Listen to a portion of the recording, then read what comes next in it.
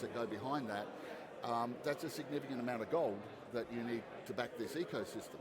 But it fell over in the discussions, and in middle of 2008, the whole gold discussion never occurred anymore. But I wanted to make everybody aware that in the creator's mind, there was always this nexus between backing tokens with an asset like gold. Yeah. And of course now what we've got is the BSV blockchain.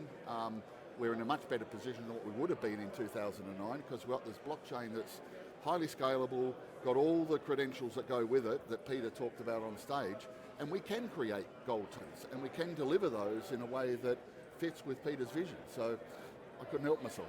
I love it. What a way to kick off day 3, honestly. That was just absolutely amazing. Amazing. And Christen, we have an N-Chain booth behind us here, and I know that your guys have been talking with so many people trying to do lots of deals and partnerships. Yeah. So I wanted to talk about some of the partnerships that have actually already been established and actually recently announced. So tell me about some of the amazing companies that N-Chain is working with that's going to power forward. First of all, I would say that, here we have some of the partnership, and that's what already exists in the ecosystem. The people with the passion that wants to build and want to see us succeed and see this blockchain to grow. Yep. And that's been the frustration also, because why don't people see what we see? And actually, Stefan and me had a meeting yesterday, and we had a company coming over. They had 2,000 engineers and 400 engineers in blockchain. And they've been chasing Stefan. You had a meeting with them in Zug, and they came in here. And you said, come to London Blockchain Conference. 400 blockchain experts. They're doing everything, Hyperledger, every single, blockchain out there. And they have 5 people on BSV. And the only thing they focused on is like, wow, how can we grow this? How can we really help you? We want to have 200 people on BSV. When you see that, and like Stefan said in the meeting, they gone down the rabbit hole, Christen, and they get it now. They need us. And I actually spent last night with them to 2 o'clock in the morning. Of course you did. In the office. And it's just like, and then I explained them some of the use cases we're doing.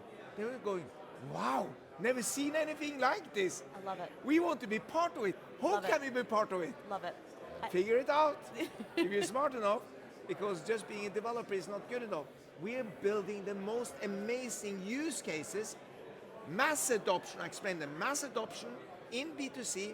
I explained them the startups, which we invested in, but also our go-to-market enterprise strategy. Yeah. It means today we attract the most advanced management consulting firm. We saw Lars Jakob here from Bain on the stage first day. They're going down, starting understanding that we are the only alternative. And then we see the private equity house. How the hell should increase the value of our portfolio? Web3, N-Chain, we're there, we're advising them. Every single private equity company with respect will deal with us. And that's the big change. The fact is, all of these people are coming to London Blockchain Conference. Before it was like the inner circle, we didn't have a new blood. What I see, and the big difference I see, is all the new blood is coming in. So many. Curious about what we're doing. Yeah. That is the exciting thing.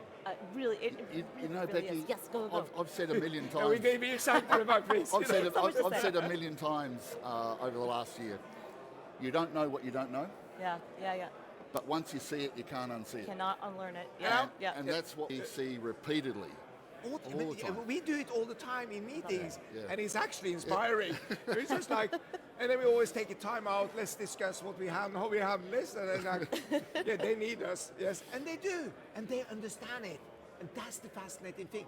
400 people, and they just we need you, because we know, and they told us, we are working with the other blockchains.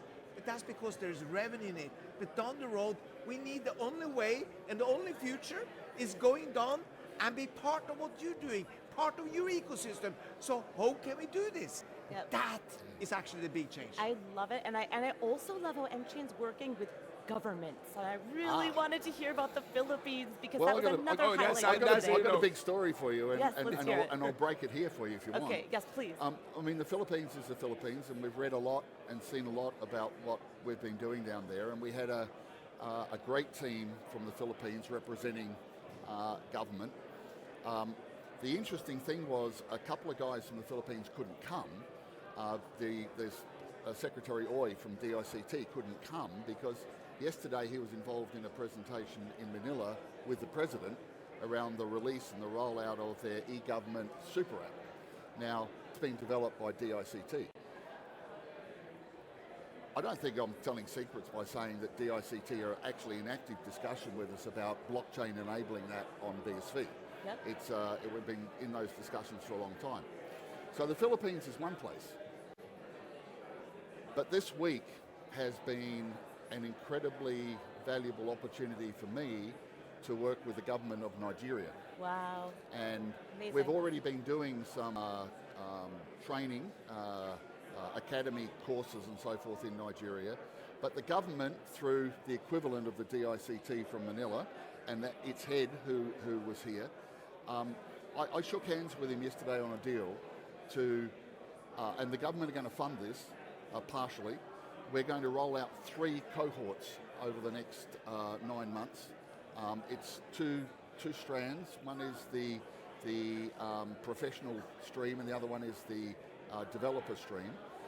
We're going to, in the next cohort, turn out 30,000 graduates in Nigeria. And that's going to lead to a whole lot of other discussions, and I've been invited to Nigeria in October. Oh my God. To have those discussions about the same sorts of things we've been doing in the Philippines. Yeah. So government is a very, very important part of what we're doing, and also spoke about sovereign nodes. Yeah. You know, because Yeah, sovereign amazing. nodes and being able to protect sovereign data, doesn't matter what country the government's representing, it's always going to be top of the list. So there's some very, very exciting things that are happening around government. Those two regions so bright. Kristen, please. Just here, I mean, it's like if you look at enterprise opportunity and government opportunities, India is another area, just straight, approached here on this conference. You have to come down, meet the minister of A, B, C, D, all is carte blanche. Just go in there. You have it, and we can do it, and we can. I mean, we actually had a lunch 3 weeks ago, and someone from Asian Treasury, and we discussed this, and there was also on a workshop with us earlier on. I said, why have no one told us that is possible before? Because we haven't educated them. And I have to give a eloge to Colin, because I've always been a little bit negative to this conference. I call it bullshit. It's a good party, and that's fine. And I enjoy. I already have my strap on here for the party tonight. Yeah. But fact is, I believe in always targeting the audience. I'm going to take this government. I'm going to take this enterprise. I'm going to take this deal, and you go and close it. But fact is, this is environment. And when we came in, government and enterprise onto the blockchain, I said, I want to do this #1 in the world, and I'm going to do it out of UK. I was skeptical. Today, he was right. Yeah. He saw it. I didn't see it, but I'm totally inspired to do this even on a next level next year, even on a higher level than this. Because now I know that we can be proudly invite anyone, from prime ministers to government on all levels, and be proud of the setup we have here. Love it. Do you know what the differentiator is?